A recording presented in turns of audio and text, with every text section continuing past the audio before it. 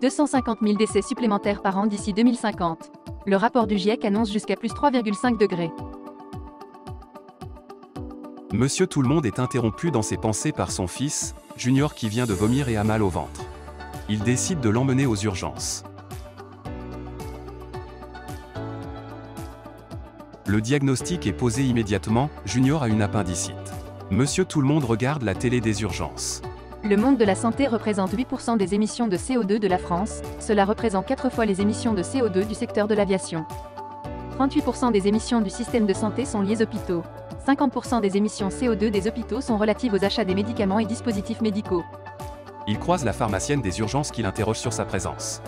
Au CHU de Grenoble, il existe une équipe de pharmaciens internes et préparateurs cliniciens répartis sur de nombreux services. J'ai entendu dire aux infos qu'acheter une voiture électrique était bon pour l'environnement. Mais vous faites quoi?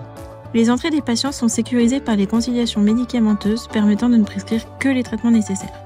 La pharmacienne n'a pas le temps de finir son explication car l'appendicite de Junior doit être opéré. Après l'opération, le chirurgien répond aux questions de Monsieur Tout-le-Monde. Et là, on fait quoi? Des équipes pluridisciplinaires réfléchissent et mettent en place des actions. Par exemple, les anesthésistes n'utilisent plus certains gaz anesthésiants qui ont un fort effet de serre. Ils privilégient d'autres gaz tout aussi efficaces comme le sévoflurane.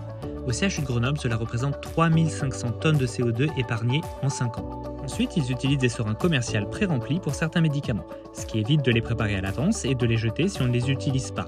Ces seringues évitent aussi des gestes répétitifs pour l'équipe infirmière.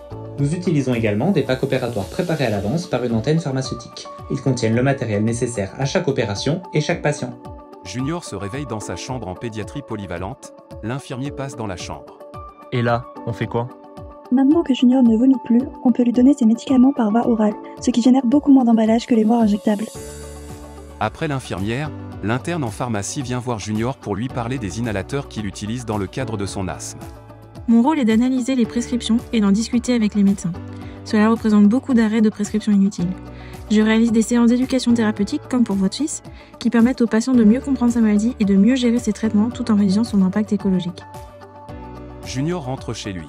Monsieur Tout-le-Monde va chercher ses traitements à la pharmacie de ville qui suit habituellement Junior. Et là, on fait quoi?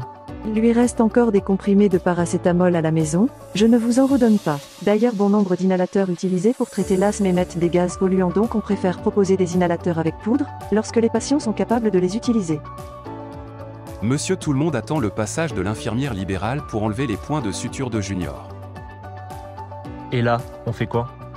Je prends toujours à la pharmacie le kit qui correspond le mieux au patient. Cela permet de ne pas jeter immédiatement des dispositifs inutiles. Tous ces soins génèrent beaucoup de déchets que je peux jeter dans une poubelle classique lorsqu'ils ne sont pas souillés. Les déchets doivent être triés correctement et cette gestion permet de mieux recycler et éliminer ce qui doit l'être. Monsieur Tout-le-Monde, toujours inquiet, est cependant surpris par le travail mis en œuvre au sein du secteur de la santé. Face à l'urgence climatique, d'autres actions doivent être encore mises en place au sein du système de santé. La pharmacie clinique représente un levier et un trait d'union entre les différents corps de métier dans la santé.